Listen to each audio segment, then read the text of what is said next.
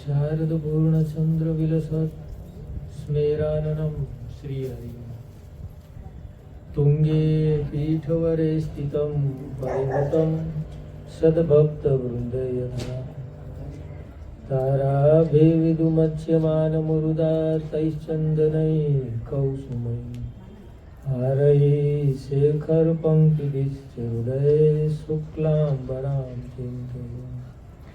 श्री अक्षरधामनाधिपति श्री स्वामिनारायण बापा स्वामी बाबा भगवते नमो नमः। श्री घनश्याम महाराजाय नमो नमः। श्री हरिकृष्ण महाराजने नमो नमः। श्री बापा श्री भगवते नमो नमः। श्री सद्गुरुभ्यो नमो नमः। श्री स्वामिनारायण गादिनाध्याचार्य पवप धर्म धुरंधर सनातन धर्म सम्राट परम कल्याणकारी जीवन प्राण साई बापा भगवते नमो नमः। पुरुषोत्तम प्रियदारी स्वामी जी महाराजाय नमो नमः। वर्तमान आचार्य जितेंद्र दयारी स्वामी जी महाराजाय नमो नमः। शिक्षापत्रीना श्लोक 55 5 શ્લોક વાંચવામાં આવે અને આજે આપણે જાણીએ છીએ કે રંગોત્સવ, હોળી, ફૂલદોલોત્સવ, કારણ કે ઉત્સવની પરંપરા સ્વામિનારાયણ સંપ્રદાયની અંદર અગાઉથી ચાલતી આવે છે. ઉત્સવ પ્રિય ખલું માનવા એટલે ભારતની સંસ્કૃતિની અંદર ઉત્સવ આવતો જ રહે છે અને મનુષ્યોને ઉત્સવ કરવાથી આનંદ પ્રમોદમાં વધારો થાય છે, ભગવાનમાં નિષ્ઠા જળવાય છે. માટે મહારાજને આપણી સંસ્કૃતિમાં ઉત્સવને ખૂબ મહત્વ આપવામાં આવ્યું છે. સ્વામિનારાયણ ભગવાન પોતાની સાથે 500 પરમહંસો લઈને આવ્યા હતા અને કેટલાય મુક્તો પણ સાથે લઈને આવ્યા હતા. અને જ્યારે ભગવાને રંગોત્સવ કર્યો ત્યારે 500 પરમહંસો, સંતો, હરિભક્તો, મુક્તો આ સાથે અબીર, ગુલાલ, કંકુ, રંગો જુદા જુદા, વાદળી, લીલા, ચારે બાજુ રંગોત્સવ ભગવાને કર્યો હતો. અને રંગોત્સવ પણ જુદી જુદી જગ્યાએ કર્યો હતો અને તેમાં મુખ્ય 5-6 જગ્યા મુખ્ય કહેવામાં આવે છે.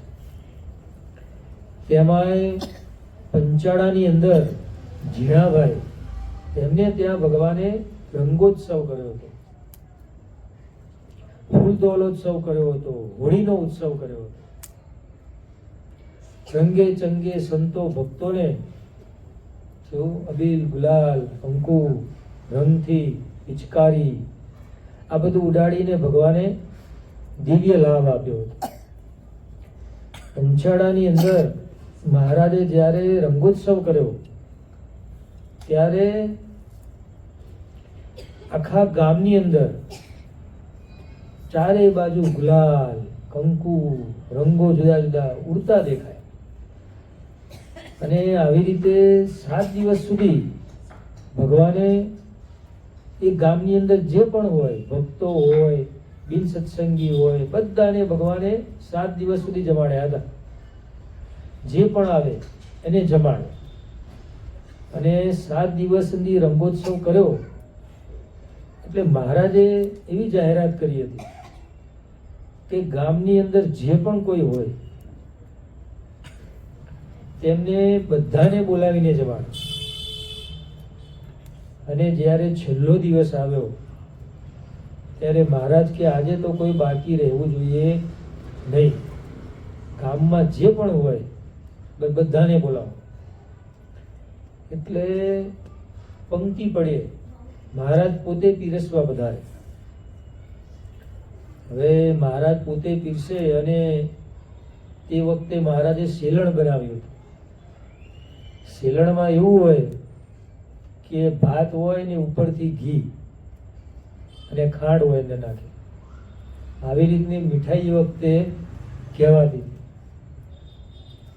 એટલે ભગવાન પીરસતા જાય, ઉપરથી ઘી લચપતતું એટલે આવી રીતે પીરસતા જાય ને પંક્તિમાં જતા જાય. એક ગરીબ જે ગામની અંદર હતો એ જમવા માટે બેઠા હતા અને ભગવાનની આ લીલા જોઈ. બધાને પીરસે ઉપરથી ઘી. હવે આવી લીલા જોઈ ને એ ભગવાનની મૂર્તિ એમના ચિત્તમાં ચોટી. કે છે ને ચિતડામાં ચોટી ગયો રે. એટલે ચિત્તમાં એવી ભગવાનની મૂર્તિ ચોટી ગઈ એ ભગવાનની લીલા પીરસવાની, તો વિસારે પણ વિસરે નહીં.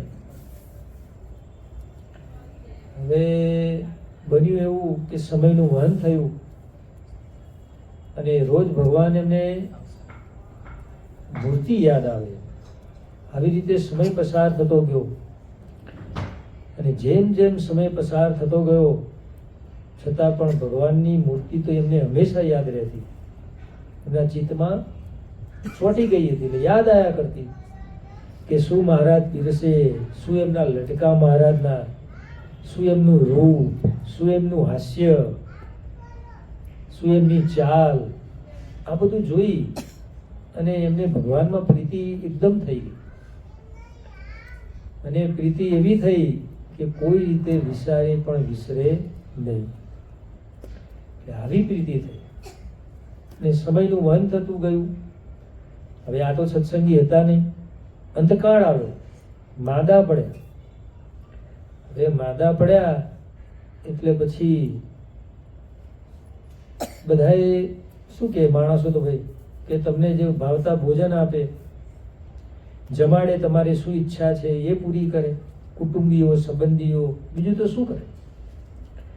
હવે અંત અવસ્થા આવી ત્યારે એમને ભગવાનની મૂર્તિ હંમેશા ચિંતન રહેતું. એટલે ભગવાન એમને લેવા પધાર્યા. ત્યારે એ ભગત એમ કે છે કે મેં તો તમારી મૂર્તિ નિરખી છે, બીજું કોઈ ધર્મ નિયમ મેં પાડ્યા નથી.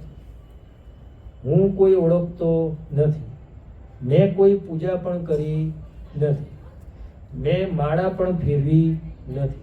તો તમે કેમ મને લેવા પધાર્યા છો? ત્યારે સ્વામિનારાયણ ભગવાન કહે છે કે ભાઈ ભલે તે કોઈ ધર્મ નિયમ પાડ્યા નથી, તું કોઈ અમારો સત્સંગી નથી, તું અમારી કોઈ પૂજા કરતો નથી, પરંતુ તે અમારી મૂર્તિને હંમેશા ચિંતન રહેતું.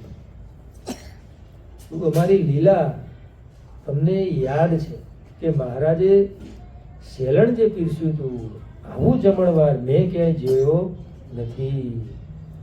આ તને હંમેશા યાદ રહેતું, એટલે હું તમને લેવા માટે પધાર્યો છું. ચાલો મારા ધામમાં. આમ જ્યાં બોલે છે અને પોતાના કુટુંબી સંબંધીઓને કહે છે કે સ્વામિનારાયણ ભગવાન મને લેવા પધાર્યા છે, હું મહારાજના ધામમાં જાઉં છું, એમ કહી અને પોતે દેહ મૂક્યો અને સ્વામિનારાયણ ભગવાન ખુદ એ જીવાત્માને પોતાના અક્ષરધામની અંદર લઈ જાય છે. ખાલી એક મૂર્તિનું ચિંતન કર્યું તો પણ અક્ષરધામની પ્રાપ્તિ થઈ. તો જે ભગવાનના ધર્મ નિયમ પાળે છે, પૂજા પાઠ કરે છે, માળા ફેરવે છે, તો તેને તો ભગવાન અક્ષરધામમાં લઈ જાય. એમાં શું વાત છે? અક્ષરધામમાં જાય ને જાય, કલ્યાણમાં કોઈ વાત નહીં. કારણ કે ભગવાનની લીલા છે એ જીવોના કલ્યાણ કરવા માટે. રંગોત્સવ કરે, ફૂલ દોલોત્સવ કરે, ભગવાન અને મોટા પુરુષ જે પણ લીલા કરે છે એને અંતકાળે હોય અને જો યાદ આવી જાય કે મોટા પુરુષ હતા, ભગવાન હતા, તેમને આ ગામની અંદર, આ સોસાયટીની અંદર કે આવી સભા થતી હતી કે મોટાએ આ રંગોત્સવ આ ગામમાં કર્યો હતો, પંચમહાલમાં કર્યો હતો, એવી કોઈ પણ લીલા જો યાદ આવી જાય તો પણ એ જીવાત્માનું કામ થઈ જાય. એવું મહારાજ પ્રથમના ત્રીજા વચનામૃતમાં કહે છે. મહારાજ કહે છે કે જે અવતારે કરીને જે સ્થાનકને વિશે જે લીલા કરી હોય એ સંભાળી રાખી.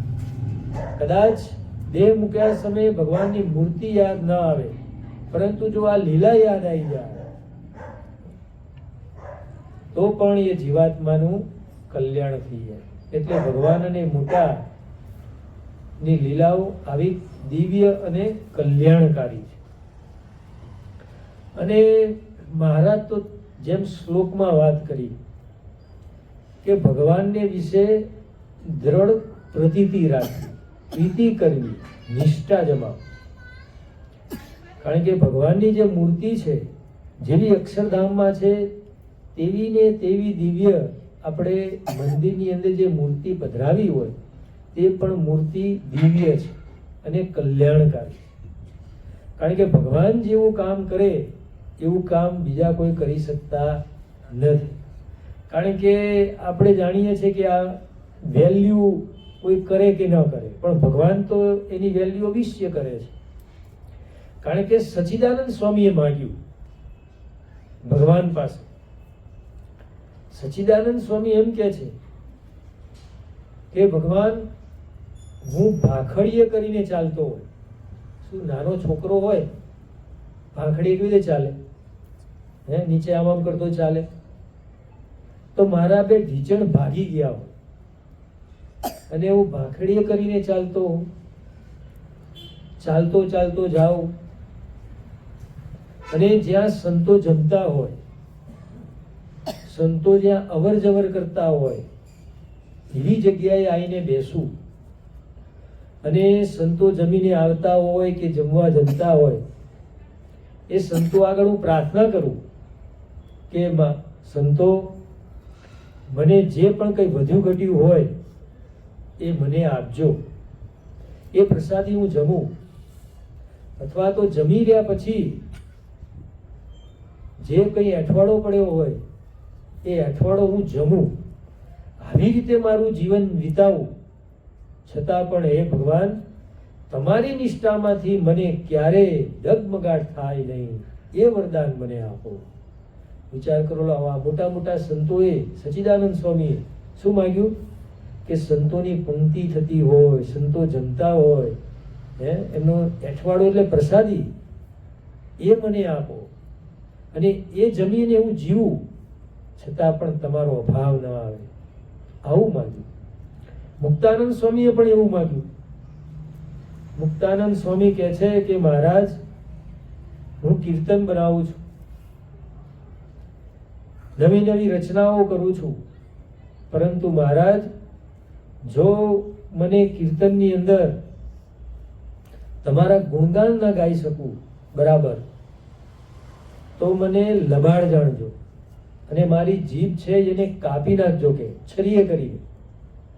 જો યથાર્થ તમારા ગુણ ન ગાઈ શકતો હો તો આ જીભ છે એને છરીએ કરીને કાપી નાખજો અને લબાડ અને કૃતજ્ઞ જાણી અને મારો ત્યાગ કરી દેજો. તો આવું મુક્તાનંદ સ્વામી જેવા સંતોએ માંગ્યું. વિચાર કરો, મુક્તાનંદ સ્વામી તો સત્સંગની માં કહેવાય, સદગુરુ સંત કહેવાય, છતાં પણ ભગવાન પાસે શું માંગ્યું? આવા વરદાનો માંગ્યા છે. દાસ ભાવ.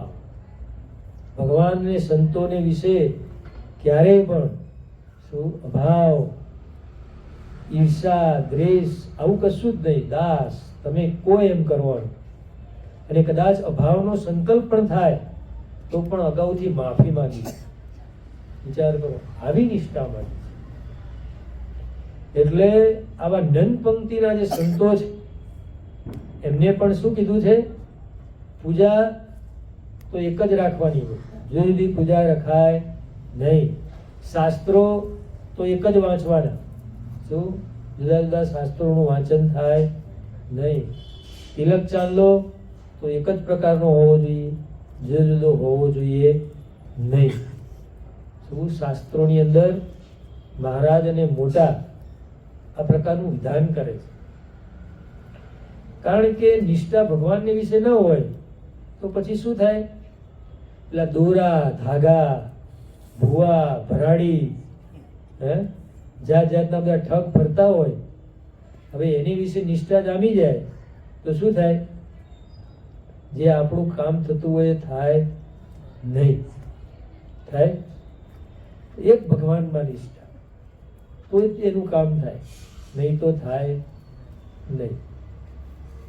આપણે જાણીએ છીએ કે કોઈ માણસ આ લોકની અંદર વ્યવહારમાં હોય અને કોઈનો લગ્ન પ્રસંગ હોય. હવે લગ્ન પ્રસંગ હોય તો ઘણાના બે પક્ષે સંબંધ થતો હોય. કન્યા પક્ષ તરફથી પણ સંબંધ હોય, વર પક્ષ તરફથી પણ સંબંધ હોય. હવે બે તરફથી સંબંધ હોય તો બંને બાજુથી હલવાય. શું થાય? કંકોત્રી તો બે બાજુથી આવી હોય અને કંકોત્રી આપવી પણ પડે, કારણ કે સંબંધ થતો હોય તો. પરંતુ જાનમાં પણ જાય, પણ એમની સરભરા બરાબર થાય નહીં. થાય? કારણ કે આગતા સાગતા બરાબર થાય નહીં. વર પક્ષવાળાને શું હોય? એ સાલું કન્યા પક્ષના તરફથી આવેલા છે, એટલે એ એમના આગતા સાગતા, ઉતારા, પૂછવું કેમ છો, સારું છે, જમ્યા નથી જમ્યા, હે, આ બધું અમારી કોઈ જવાબદારીમાં આવતું નથી. શું કન્યા પક્ષવાળા સંભાળશે એવું વર પક્ષવાળા વિચાર કરે. અને કન્યા પક્ષવાળા હોય શું વિચાર કરે કે ભાઈ કંકોત્રી તો ભાઈ વર પક્ષવાળા છે, એમના તરફથી આયા હશે, એટલે એ એમની આગતા સાગતા, સાર સંભાળ, ઉતારા પાણીનું એ પૂછશે. એટલે બંને એકબીજા તરફ નિર્ભર રહે. એટલે જેવી આગતા સાગતા, સાર સંભાળ થવી જોઈએ એવી થાય નહીં. અને થાય નહીં એટલે પછી પ્રસંગ બધો પતી જાય એટલે શું કે ભાઈ બીજા બધાનું હચવાણું પણ મારું હચવાણું નહીં. એટલે પેલો શાસ્ત્રોમાં કહેવાય છે ને, એક સાધે સબ સદાય, સબ સાધે સબ જાય. શું? બધું સાધવા જાય તો બધું જતું રહે, પણ એકને સાધે તો બધું સધાઈ જાય. એક ભગવાનને રાખો તો બધું આવી જાય, પણ બધું સાધવા જાય તો બધું જાય. સ્વામી બાપા પોતાની વાતોની અંદર વાત કરે છે. એ ડોશીમાં દૃષ્ટાંત છે. ડોશીમાં હતા, કારણ કે આપણે જાણીએ છીએ કે ગામની અંદર મંદિરો તો બધા હોય. હવે બધા મંદિરોમાં સવારે જાય, દર્શન કરે, સારી વાત છે. હવે દર્શન કરે, બધું કરે, આવો નિયમ. પરંતુ એકવાર બન્યું એવું કે ગામની અંદર તળાવ હશે, નદી હશે, વહેતી હતી. હવે સ્નાન કરવા માટે પોતે પડ્યા, નાહવા માટે. થોડો પ્રવાહ વધારે હતો તેમ આગળ વધતા ગયા, પણ થોડી લપસણી જગ્યા આવી એટલે લપસી ગયા, એટલે તણાવવા લાગ્યા. હવે તણાવવા લાગ્યા એટલે માણસને ભય વ્યાપે એટલે શું યાદ આવે? ભગવાન યાદ આવે. કારણ કે કોઈ પણ માણસને મોત જ્યારે દેખાય આંખો આવે એટલે તરત એને શું? ભગવાન યાદ આવે. કોઈ એક્સિડન્ટ થતો હોય એકદમ, 100-150 ની કે 120 ની સ્પીડે ગાડી જતી હોય ને અચાનક કોઈ વચ્ચે કંઈક આવી ગયું, કૂતરું બિલાડું આવ્યું કે કોઈ સામેથી ગાડી આવી ગઈ અને એકદમ જો ભય વ્યાપે ત્યારે મોઢામાંથી શું નીકળે? જે જેને બચતા હોય એ ઈષ્ટદેવનું નામ એના મોઢા ઉપર આવી જાય. હે ભગવાન! શું તરત થઈ જાય? થાય કે ના થાય? ભય વ્યાપે એટલે તરત થઈ જાય. એટલે આવી રીતે મોત આવ્યું એટલે એમને ઈષ્ટદેવને સંભાળવાનું ચાલુ કર્યું. હવે ઈષ્ટદેવને સંભાળ્યા તો આવ્યા તો ખરા, પણ જ્યાં 2 કિલોમીટરનો ડિસ્ટન્સ હશે તરત શ્રદ્ધા ખૂટી તો પાછા બીજા ઈષ્ટદેવને પાછું ચાલુ કર્યું સંભાળવાનું. એટલે પેલાએ વિચાર કર્યો જે ઈષ્ટદેવ આવતા હતા એમને કે આ તો મને સંભાળતા નથી, આ તો બીજાને સંભાળે છે. એટલે પછી આયેલા પાછા, પછી બીજા ઈષ્ટદેવને સંભાળ્યા. એટલે ભાઈ આવતા તો વાર થાય ને, એકદમ તો ઓછા આવી જાય. અને કેટલા આખી જિંદગી ભજન કરે ને ત્યારે બોલાવો તો આવે ભાઈ. એમની તમે કઈ છેલ્લા વખતે અંશ અવસ્થા એમ કે ભગવાન મને યાદ આવજો, મારું આમ કરજો, તે એમ કઈ ભગવાન ના કરે. શું આખી જિંદગી ભજન ભક્તિ સત્સંગ કર્યો હોય, આવી સભાઓ ભરી હોય, નિયમ ધર્મમાં રહ્યા હોઈએ તો અંતકાળે પ્રાર્થના કરીએ તો ભગવાન આવે. એમની કઈ ભગવાન નવરા બેસતા નથી. કોનું ભજન કરે? જે ભગવાનનું ભજન કરે એનું ભજન ભગવાન કરે, પણ ભજન જ ના કરતા હોય તો ભગવાન ભજન કરે એમ લેવા આવે? ભગવાન લેવા ના આવે. પણ ડોશીમાએ ભજન ભક્તિ કરી હતી આખી જિંદગી, મહાદેવ ને બધું શું ફર્યા હશે, બીજા ઈષ્ટદેવને સંભાળ્યા. પછી એ પણ આયા, પરંતુ જ્યાં 1 કિલોમીટરનું ડિસ્ટન્સ રહ્યું હશે ત્યાં પછી શ્રદ્ધા ખૂટી. પાછો બીજા ઈષ્ટદેવને સંભાળે તો કે આ તો મને સંભાળતા નથી. ત્રીજા ઈષ્ટદેવ આવ્યા, એ પણ જે આવ્યા ત્યાં પાછી શ્રદ્ધા ખૂટી. ચોથા ઈષ્ટદેવને બોલાવ્યા તો પછી એ પણ શ્રદ્ધા ખૂટી. પાંચમા ઈષ્ટદેવને સંભાળ્યા. એમ કરતા કરતા ડોશીમાં શું ભાઈ નદીમાં તણાઈ ગયા. શું એક જો નિષ્ઠા રાખી હોય કોઈ પણ ઈષ્ટદેવને વિશે તો શું ભગવાન કામ કરે. પરંતુ જુદા જુદા શ્રદ્ધા વિશ્વાસ બેહાડીએ તો કીધું ને, એક સાધે સબ સદાય, સબ સાધે સબ જાય. શાસ્ત્રોની અંદર પણ વાત છે ચામાચીડિયાની. ચામાચીડી જોઈ બધાએ? જોઈ છે ને? ક્યાં લટકે? ઝાડ ઉપર લટકે. હવે એની વાતા એવી છે કે ચામાચીડિયું પશુમાંય ના ગણાય અને પક્ષીમાં પણ ના ગણાય. ગણાય? એકેમાં ના ગણાય.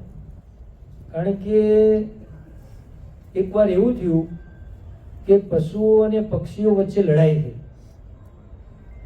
હવે પશુ પક્ષીઓ વચ્ચે લડાઈ થઈ એટલે લડાઈની અંદર તો ગમે તે એક પક્ષ જીતે, બધા જીતે નહીં. એટલે પક્ષીઓનું બળ વધારે જણાણું. હવે પક્ષીઓનું બળ વધારે જણાણું એટલે ચામાચીડિયાએ વિચાર કર્યો કે હવે આપણે કઈ જગ્યાએ બેસવું? જીતતો પક્ષ હોય એની જગ્યાએ બેસીએ. એટલે ચામાચીડિયું જોયું અને પછી જે મુખ્યો હોય શું પક્ષીઓને એને જઈને મળ્યું કે જો હું પણ ઉડી શકું છું, હું તમારી જેમ લડી શકું છું, મને પણ પાંખો છે, માટે મને તમારા પક્ષમાં લઈ લો. તો કે આટલા બધો મોડો કેમ આવ્યો છેલ્લે છેલ્લે? તો કે છે કે મને હમણાં જ ખબર પડી એટલે આવ્યો. એટલે એમને હા પાડી. પછી જ્યાં યુદ્ધ પાછું ચાલુ હતું ત્યાં થોડો સમય થયો ત્યાં પાછું પશુઓનું બળ વધવા લાગ્યું. હવે પાછું ચામાચીડીએ વિચાર કર્યો કે ચલો તારે હવે આમનું જીત થાય એવી, એટલે પશુના પક્ષે ગયું અને પશુઓના જે નેતા હતા એને મળ્યું કે હું પણ તમારા પક્ષમાં છું. તો કે કેમ? કે જો હું સસસ્તન પ્રાણી કેવો, કારણ કે માતાના ઉદરમાંથી હું બાળકને જન્મ આપું છું, મારા પેટમાંથી જન્મ આપું છું. જેમ ગાય હોય, ભેંસ હોય, મનુષ્ય હોય, ત્યાં બાળકની ઉત્પત્તિ કઈ રીતે થાય? માતાના ઉદરમાંથી થાય. તેમ હું પણ જન્મ આપું છું બાળકને, એવી રીતે આપું છું. તો હું તમારા જેવો છું. એમ જે આ વાત કરી તો કે વાત તો સાચી છે, સસસ્તન પ્રાણી કહેવાય છું. એમ કરીને એમને પોતાના પક્ષમાં ભેળ્યો. જ્યાં એમ લડાઈ ચાલુ હતી એમ લડતા લડતા પાછો થોડો સમય થયો એ પાછી પક્ષીઓની પાછી બળ વધ્યું તો પાછું એના પક્ષે ભળ્યું. થોડો સમય થયો તો પાછું પશુઓનો પક્ષ હતો એના પક્ષમાં ભળ્યું. એમ 3-4 વખત પક્ષ પલટો કર્યો. આ લોકોમાં હોય બધા રાજકારણ એટલો પક્ષ પલટો કરે. જે બાજુ જીત જણાતી હોય એ બાજુ બેસી જવાનું એ પાટલી ઉપર. એટલે ચામાચીડીએ એવું કર્યું કે પક્ષ જેનો મોટો અને જીત મોટી એની જગ્યાએ બેસવાનો પ્રયત્ન કર્યો, પરંતુ બે પક્ષે વિચાર કર્યો કે આ ચામાચીડિયું ઘડીકમાં આ બાજુ જાય, ઘડીકમાં આ બાજુ જાય. એટલે એમ કરો કે આને આપણે બે પક્ષથી કાઢી મૂકીએ. એટલે બંને જણા આવ્યા અને ચામાચીડિયાને કીધું, પશુ અને પક્ષીએ બે જણા ભેગા મળી કે હવે તમારે કોઈ તરફથી લડવાની જરૂર નથી. તમે હવે નિરપક્ષ છો. શું? તમે હવે પશુમાં પણ નહીં અને પક્ષીમાં પણ નહીં. આમ જે આ વાત કરી એટલે ચામાચીડિયું શરમાઈ ગયું. શું? ચામાચીડિયું શરમાઈ ગયું એટલે ઊંધા માથે શું લટકે છે. કયા ઝાડ ઉપર? વડનું ઝાડ હોય, આંબલીનું ઝાડ હોય, મોટા મોટા ઝાડ હોય, ઊંધા માથે લટકે છે. કેમ? શરમનું માર્યું. એને શરમ આવી કે સાલું બધાએ મારો ત્યાગ કર્યો, કોઈ નહીં. એટલે બધાને સાધવા જાય તો એકે ન સધાય, પણ એકને સાધે તો બધું સધાઈ જાય. આ તો બંને પક્ષ લેવા ગયા તો શું થયું? બે જણાએ કાઢી મૂક્યા. પણ જો એકનો પક્ષ લીધો હોત તો વાંધો આવત? બધું આવું થાય. એકનું જ લેવા જોઈએ, બધાનો લેવાય નહીં. પણ આ મુક્ત જીવન સ્વામી બાબા શરૂઆતની અંદર જ્યારે મણિનગર પધાર્યા હતા, તો મણિનગર પધાર્યા હતા ત્યારે સ્વામી બાબા પાસે શું હતું ભાઈ? કશું હતું નહીં.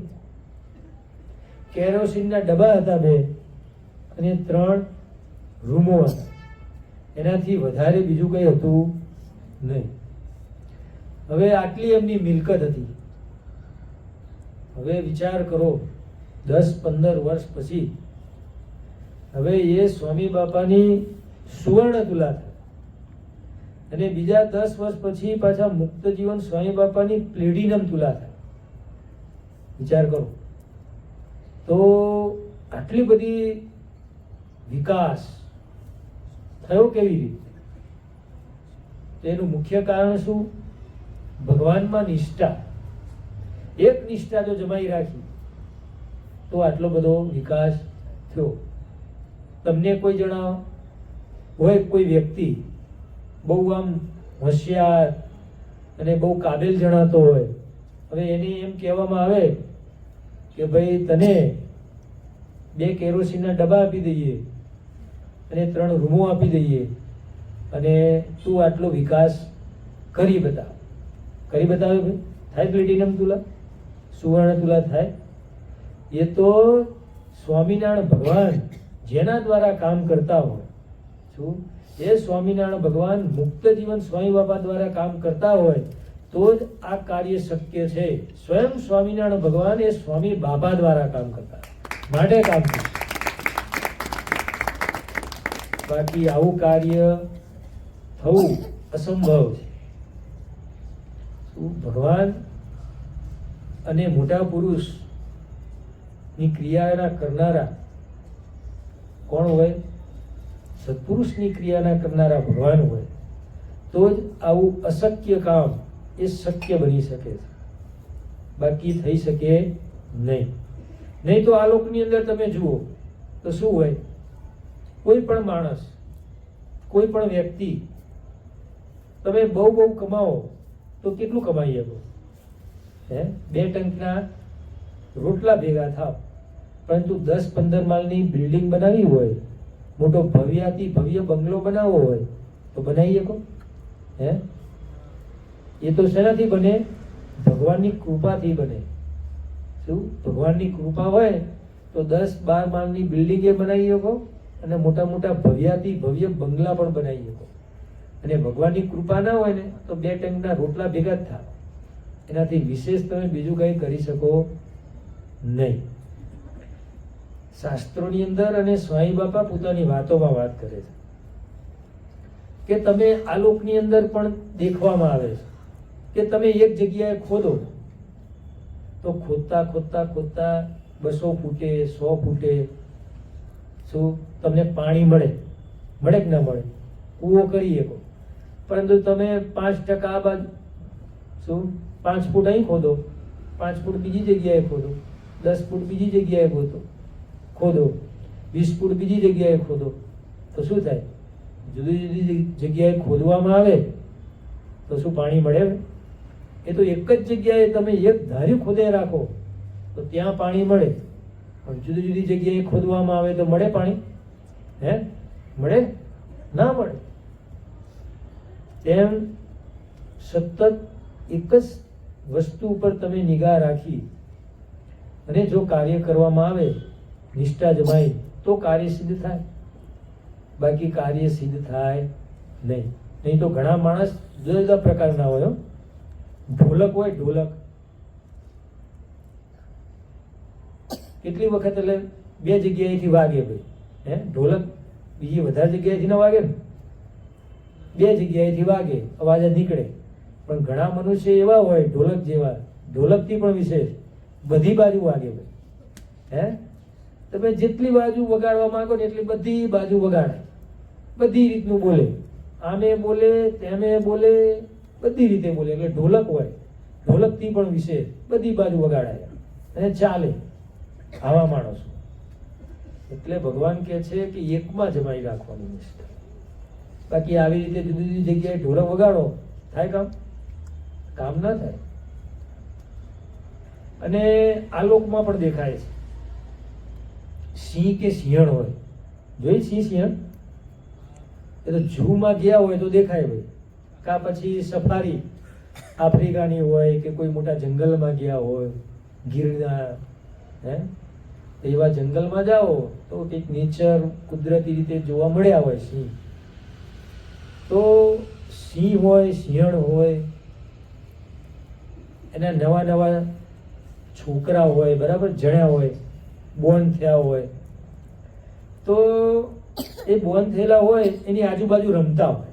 નાના છોકરા હોય એટલે માતાની આજુબાજુ રમતા હોય. હવે રમતા હોય તો એ સિંહણને બીક ના હોય, ભલે એક કે બે છોકરા હોય એના બાળક નાના ફરતા હોય આજુબાજુ રમતા હોય, તો એ સિંહણને બીક ના હોય કોઈની કે કોઈ પશુ આવશે, પક્ષી આવશે કે મને ઈજા કરશે, મારો શિકાર કરશે, એવી એને બીક ના હોય. કેમ? એનો બાળક એની રક્ષા કરે છે, આજુબાજુ ફરે છે, એટલે એને બીક નથી હોતી. પરંતુ ગધેડું હોય, ગધેડું, હવે ગધેડાના જે છોકરા હોય, બાળક હોય, એને શું કહેવાય? ખુલકું કહેવાય. ખુલકું કહેવાય ને, ભણવામાં આવતું હશે, આવે છે ને. ગધેડાના જે દીકરા હોય ને, છોકરા, એને ખુલકું કહેવાય. હવે ગધેડાની આજુબાજુ 3-4 ભલે છોકરા હોય કે વધારે હોય, હવે આજુબાજુ રમતા હોય, બરાબર. હવે રમતા હોય તો પણ એ ગધેડાને ચિંતા હોય. શું ચિંતા હોય? એ સાલું કોઈ હમણાં આવશે, મારો શિકાર કરી જશે, એને બીક લાગે. જ્યારે પેલા સિંહણને બીક લાગે, એને બીક નથી લાગી. કેમ? એના બાળક એટલા બધા શક્તિશાળી છે, નિર્ભય રહે છે, પરંતુ પેલાને બીક લાગે. બધે એવું દેખવામાં આવે. સ્વામી બાપા જો ઈશ્વર બાપા જ્યારે સરસપુરની અંદર રહેતા હતા ત્યારે 85 સંતો હતા. કેટલા એમની સાથે? 85 સંતો. હવે આટલા બધા સંતો, પરંતુ આ બધા સંતોની અંદર સ્વામી બાપાએ એક જ સંત ઉપર નિષ્ઠા જમાઈ રાખી. કોણ? તો મુક્ત જીવન સ્વામી બાપા. હવે 85 સંતો, વિચાર કરો, તો બધાને જો હાચવ્યા હોય તો હચવાય એવું હતું, પરંતુ કેર કોની કરી? સ્વામી બાપાની. બસ બીજા બધાનું જે થવું હોય થાય, પરંતુ નિષ્ઠા એક જ જગ્યાએ. આ લોકમાં હોય ને, પેલો ઘોડો હોય ને, રેસ ચાલતી હોય, એમાં આવડત જોઈએ ભાઈ, કયા ઘોડા ઉપર રેસનો લગાવી, રૂપિયા લગાવવા. બાકી જેવા તેવા ઘોડા ઉપર તમે રૂપિયા લગાવો તો જીતે, રૂપિયા બધા પડી જાય ને રેસમાં. પરંતુ એની આવડત જોઈએ, એવી દ્રષ્ટિ જોઈએ કે આ ઘોડો જીતશે અને એના ઉપર રૂપિયા લગાવાય, એવી દીર્ઘ દ્રષ્ટિ જોઈએ.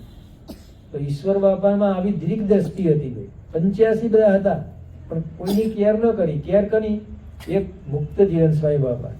જો એમના ઉપર રૂપિયાનો દાવ લગાયો તો એમને ફળીભૂત થઈ. સ્વામી બાપા અને એમને પોતે પોતાના વારસદાર તરીકે સ્થાપ્યા અને પોતાનું જે વારસો એમને હોપ્યો અને એમને હાચ્યો. જો 85 ને હાચવ્યા હોત તો હચવાત નહીં, પણ એકને હાચવ્યા તો બધું હચવાઈ ગયું. એકની કેર કરી તો વાંધો આવ્યો નહીં. એટલે કે છે ને, સબ સાધે સબ જાય. એક સાધે સબ સદાય. એકને હાથવામાં આવે સંધાય તો બધું સંધાઈ જાય.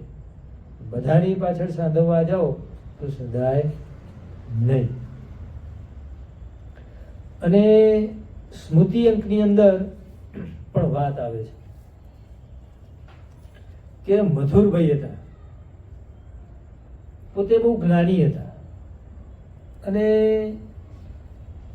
બધે ફરે ને સારી સારી વસ્તુનું ગ્રહણ કરે, બધા સંપ્રદાયમાં જાય, બધું જ્ઞાન મેળવે, જ્ઞાન પીપાસુ હતા, બધી રીત જાણે, બધા શાસ્ત્રોનું વાંચન બધું હતું એમના. હવે આટલું બધું જ્ઞાન, આટલું બધું જાણનારા માણસ, હવે એમને જે અયોગ્ય વસ્તુ કે જે ખબર નહોતી પડતી એમને ટેલી કરી રાખ્યું, લખી રાખ્યું કે મને આ વસ્તુમાં ખબર પડતી નથી. માટે લખી રાખીને માણસને ન ખબર પડતી હોય, ન જાણતા હોય, કોઈ વિચિત્ર પ્રશ્નો હોય એટલે બધું ટેલી કરી રાખતા અને બધે ફરતા અને જ્ઞાન ઘણું હતું.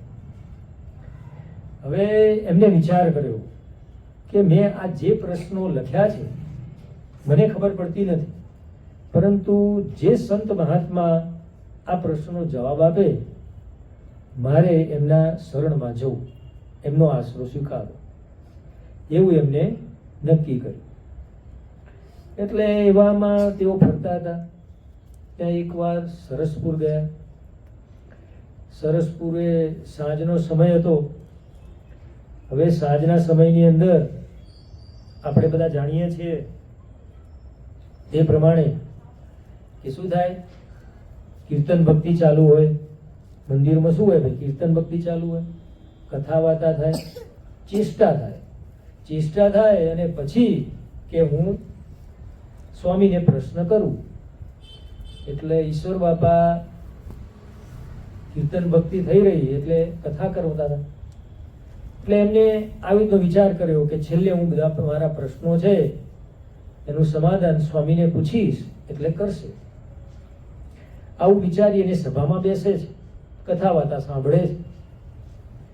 હવે કથા વાર્તા સાંભળે છે ત્યારે કથા વાર્તાની અંદર આપણા ઈશ્વર બાપાએ એવી વાતો કરી કે જે પ્રશ્નોનું સમાધાન કરવા માટે આવ્યા હતા એ બધા જ પ્રશ્નો એમને કથા વાર્તામાં વર્ણી દીધા અને એના ઉત્તર આપી દીધો, એમને જવાબ મળી ગયો.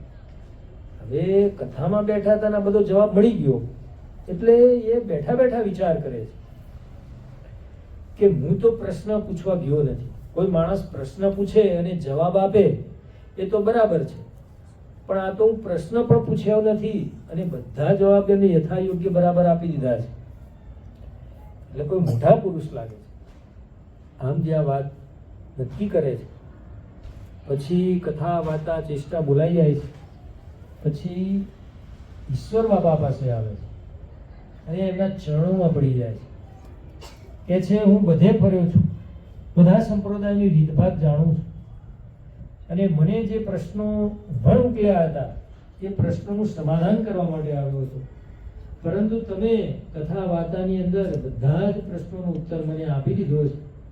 માટે તમે કોઈ મોટા પુરુષ છો, તમે કોઈ દિવ્ય વિભૂતિ છો, માટે મને તમારા શરણમાં લો, મને તમારો આશરો કરવો છે, તમારો સત્સંગી બનાવો. અને પછી એમને ઈશ્વર બાપાનો જોગ સમાગમ કરી અને પાક્કા સત્સંગી બની ગયા. વિચાર કરો શું ઈશ્વર બાપાનો કેટલો ક્રોધ હતા. કોઈ પણ પ્રશ્નો હોય સમાધાન કથામાં કર્યા. ત્યારે એમને શરણું સ્વીકાર્યું અને મુક્ત જીવન સ્વામી બાપા એમનો પણ એમને આશરો કર્યો, જીવન પર્યંત રહ્યા. કારણ કે આવો ચમત્કાર જોઈએ એટલે પછી નમસ્કાર ઓટોમેટિક થઈ. કારણ કે કોઈ પ્રશ્ન પૂછે અને તમે ઉત્તર આપો એ તો બરાબર છે, પણ આ તો વગર પ્રશ્ન પૂછ્યો, કોઈ પણ પ્રશ્ન પૂછવાનો નહીં અને તમારા પ્રશ્નોનું સમાધાન કથામાં કરી નાખે, ઉત્તર બધા આપી દે. કોઈ દિવ્ય વિભૂતિ છે. અને જ્ઞાન એવું છે કે એની કોઈ સીમા નથી. છે કોઈ સીમા? તમે ગમે તેટલું જ્ઞાન મેળવો કે ગમે તેટલું ભણતર મેળવો તો ઓછું રહેવાનું જ નહીં. તમે જેટલું જાણો છો એના કરતી નથી જાણતા એ વિશેષ રહેવાનું. આ બાળકો ભણે છે આજે, બરાબર? કોઈ 5માં ભણતું હશે, કોઈ 7માં ભણતું હશે, કોઈ બીજામાં ભણતા હશે, કોઈ કોલેજમાં ભણતા હશે, શિક્ષણ મેળવતા હશે. પરંતુ જે શિક્ષણ મેળવે છે એના કરતાં જે શીખેલા, જે નથી શીખ્યું એ વસ્તુ વધારે હોવાની, જે નથી જાણતા એ વસ્તુ વધારે હોવાની એનો પીરિયડ વધારે હોય છે. અને જ્ઞાન એવી વસ્તુ છે એની કોઈ સીમા નથી હોતી, કારણ કે કોઈ પણ સ્ટેશન હોય નહીં એનું. કારણ કે તમે 5 સ્ટેશન નક્કી કરો તો પણ એ જ્ઞાન તો વધી જ જવાનું.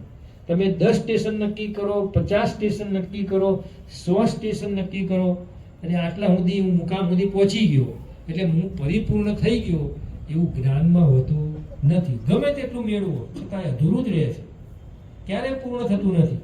જ્ઞાન અધૂરું જ હોય, થાય પૂર્ણ? તમે ગમે તેટલું શિક્ષણ મેળવો કે હું આટલું ભણ્યો એટલે પતી ગયું, ના, એવું નથી. શિક્ષણ તો અમાપ છે, જેટલું મેળવો એટલું ઓછું છે. હા, જ્ઞાન સીમા ત્યારે આવે કે જ્યારે અંતકાળ આવે, ભગવાન ધામમાં લઈ જાય અને આપણને અનાદિ મુક્તની સ્થિતિમાં મૂકી દે, પછી જ્ઞાન પૂરું થાય. એ વગેરે જ્ઞાન પૂરું થતું નથી. એટલે આની કોઈ સીમા હોતી નથી. સીમા કઈ? એક ભગવાનના ધામમાં પહોંચો એટલે બધાનો અવધિ આવી રહે છે, એ વગર આવતો નથી. અને સ્વામિનારાયણ ભગવાન કેવી લીલાઓ કરે છે. શું લીલા કર્યા પછી આપણને નિષ્ઠા જળવાઈ રહેવી એ પણ કામ બહુ મોટું છે. કારણ કે આપણે જાણીએ છીએ સ્વામી બાપા પોતાની વાતોની અંદર પણ વાતો કરે છે કે ભગવાને મંદવાડ 5-6 મંદવાડ એવા હતા કે જે બહુ મોટા ભગવાને કર્યા. નાના નાના બીમાર તો આપણે પડીએ વસ્તુ બરાબર છે, પણ મોટા મંદવાડ ધારણ કર્યા હતા. એક તો ગઢપુરની અંદર મહારાજ મોટો મંદવાડ ધારણ કર્યો હતો, બીમાર પડ્યા હતા. પછી અગતરાયની અંદર પણ ભગવાને મોટો મંદવાડ ગ્રહણ કર્યો હતો.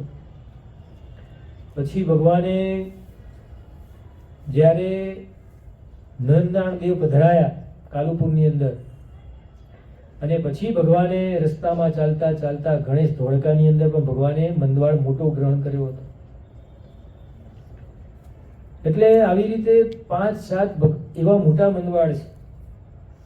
ઝાડિયાની અંદર પણ ભગવાને મોટો મંદવાડ ગ્રહણ કર્યો હતો. શું આ મંદવાડ બહુ મોટા છે.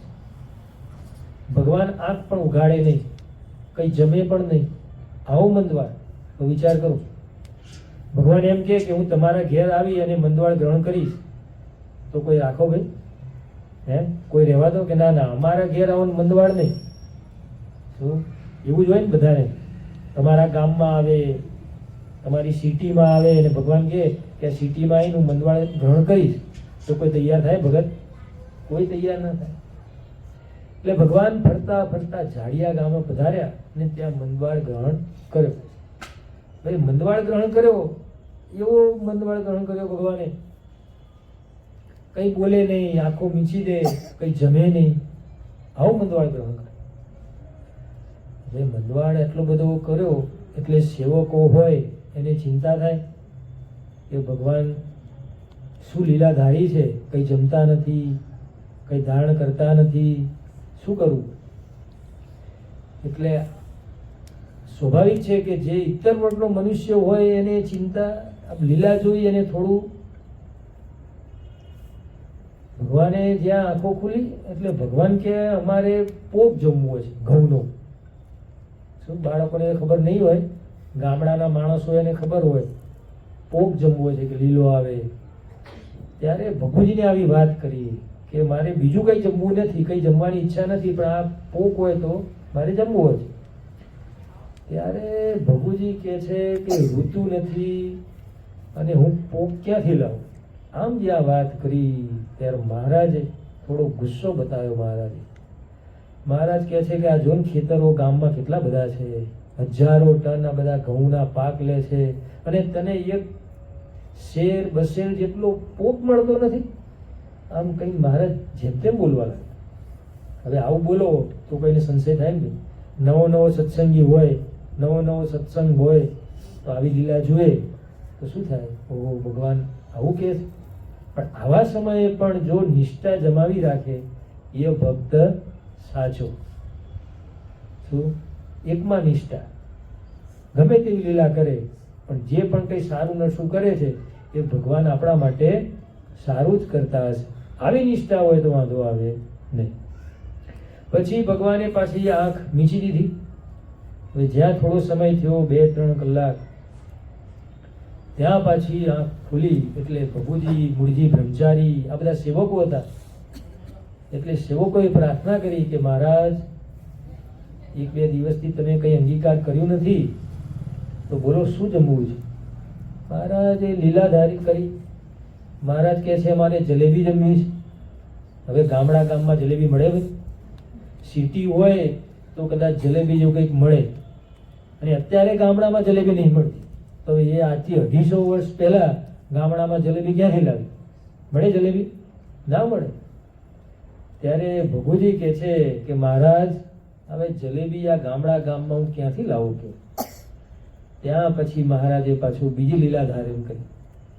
મહારાજ કહે છે કે આ ભુજ ગામની અંદર, કે ભુજ સિટી છે, ત્યાં કેટલા બધા કંદોઈ છે ને હજારો ટન રોજ જલેબીઓ બનાવે છે, અને તને 1 શેર 2 શેર જલેબી માંગુ છું તોય તું ના પાડે છે.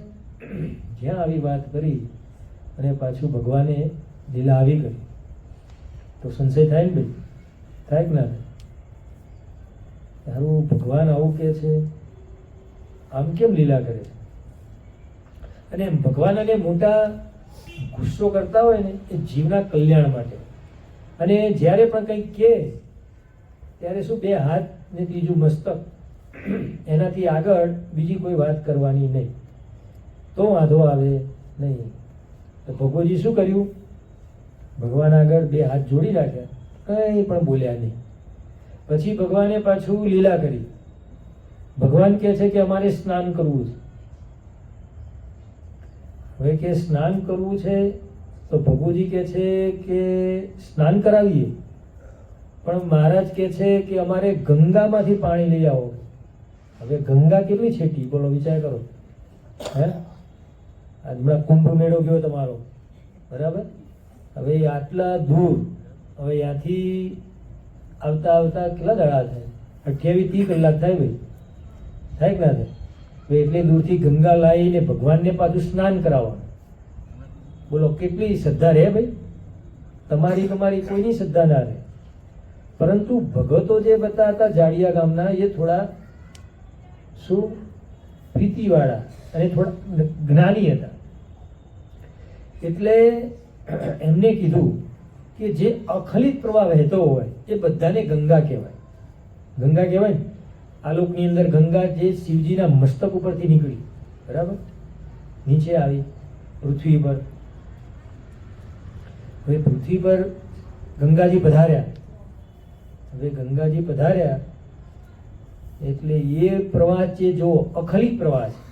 ક્યારે ગંગાજી સુકાણા નથી, સુકાણા ક્યારે અખલિત પ્રવાહ વહે છે, એને ગંગા કહેવાય. એટલે કહે છે કે આ રામપુરની ગંગા છે એ પણ પ્રવાહ અખલિત છે, કે આપણે એનામાંથી ભગવાનને સ્નાન કરાવ્યું.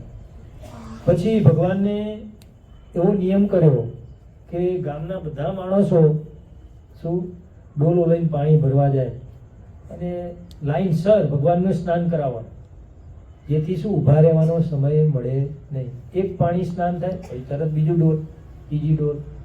આવી રીતે ગામના બધા માણસો તૈયાર રાખે ખડે પગે અને ભગવાનને સ્નાન કરાવ્યું. જ્યાં સ્નાન કરાવી બીજો માણસ પછી તરત પાછું સ્નાન ભગવાનને પાણીથી કરાવે. એમ કરતા કરતા એટલું બધું પાણી પડ્યું, વિચાર કરો. તો પોતે જે જગ્યાએ સ્નાન કરતા હતા એ પાણી નીકળીને છેક ગામની જે તળાવ કે નદી હશે ત્યાં મળી ગયું. એટલો બધો પ્રવાહ ગયો. તો કેટલું બધું ભગવાને પાણીથી સ્નાન કર્યું હશે, વિચાર કરો. આવી બધી લીલા જોવો તો આપણને સારું સંશય થાય, ભગવાન આમ કેમ કરતા હશે, આવું શું હશે? પરંતુ ભગવાન આ બધી લીલા કરતા હોય એ જીવોના કલ્યાણ માટે. આ બધી લીલા કરી હોય ને યાદ આવે ઓ ભગવાન આયા હતા મારા ગામની અંદર, મારા સિટીની અંદર, મારા ઘરે, ને ભગવાને આવી લીલા કરી હતી. તો ભગવાન આ જમ્યા હતા, સત્પુરુષ આવ્યા હતા, પધાર્યા હતા, રંગોત્સવ કર્યો હતો અમારા ગામની અંદર. કાલે છે ને ભાઈ ધૂળેટી, આજે ખજૂર, ધાણી પ્રસાદ વેચ્યો હતો. થાય ને બધાને, બાળકોને ખાસ થાય કે ધાણી આ બધો પ્રસાદ આપ્યો હતો. આવી રીતે જમ્યા હતા, પિચકારી ઉડાડી હતી, રંગોત્સવ કર્યો હતો, ભગવાનને આવી રીતે ઝુલાવ્યા હતા, આવી રીતે ભગવાન સિંહાસનમાં વિરાજમાન હતા. આવી બધી કોઈ જો લીલા હોય, આવી રીતે રંગો મારી પર નાખ્યો હતો, પિચકારી ઉડાડી હતી, અમને રંગ્યા હતા. સંતો ભક્તો, અંતકાળ આવે અને જો આવી પણ કોઈ લીલા સંતો ભક્તોની યાદ આવી જાય, સત્પુરુષોની યાદ આવી જાય, તો મહારાજ કહે છે કે એ જીવ અંતકાળ આવશે તો જરૂર એ જીવાત્માને અક્ષરધામની પ્રાપ્તિ થશે ને થશે. આવા ભગવાનના આશીર્વાદ. કારણ કે ભગવાન પૃથ્વી પર પધાર્યા છે, એમનું એક જ હેતુ છે કે એન કેન પ્રકારે કોઈ જીવ કેમ અમારામાં જોડાય, કેમ સત્સંગમાં જોડાય, કેમ ભગવાનનું ભજન કરે, કેમ એ જીવનું હિત થાય. અને સંતોનું વિચરણ, સત્પુરુષોનું વિચરણ શેના માટે છે? એના માટે જ છે. કેમ કરીને એ ભગવાનમાં જોડાય, કેમ મંદિરમાં આવતો થાય, કેમ માળા ફેરવતો થાય, કેમ બે વસ્તુ ભગવાન સંબંધી જાણતો થાય.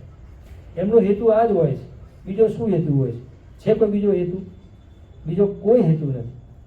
જીવોનું કેમ રૂડું થાય એ માટે ભગવાન અને સત્પુરુષોનું વિચરણ છે. અને આજની જે સભા છે એ સભાના યજમાન સુરતના હરિભક્ત છે. એમને બાપા શ્રીજી બાપા તેમની પ્રસન્નતા અર્થે, બાપા શ્રી સદગુરુ એમની પ્રસન્નતા અર્થે, પુરુષોત્તમ પ્રિયાજી સ્વામીજી મહારાજ તેમની પ્રસન્નતા અર્થે, વર્તમાન આચાર્ય જીતેન્દ્ર પ્રિયાજી સ્વામીજી મહારાજ તેમના પ્રસન્નતાના અર્થે આ સભાનું એમને આયોજન કરવામાં આવ્યું છે. તેમના યજમાન એ બન્યા છે. માટે ભગવાન બાપા સ્વામી બાપા એ સુરતના હરિભક્તો ઉપર વધુ રાજી થાય એવી આજના દિવસે આપણે બાપા સ્વામી બાપાને પ્રાર્થના કરીએ અને આ સભાનું કામ આપણે પૂર્ણ કરશું. બોલો અક્ષરધામના અધિપતિ સ્વામિનારાયણ બાપાની જય, ઘનશ્યામ મહારાજની જય, હરે કૃષ્ણ મહારાજની જય, સહજાનંદ સ્વામી મહારાજની જય, બાપા શ્રીની જય, સદગુરુ શ્રીની જય, સ્વામિનારાયણ ગાદીના આદ્યાચાર્ય પ્રવર્ત ધર્મ ધુરંધર સનાતન ધર્મ સમ્રાટ પરમ કલ્યાણકારી જીવન પ્રાણ સ્વામી બાપાની જય.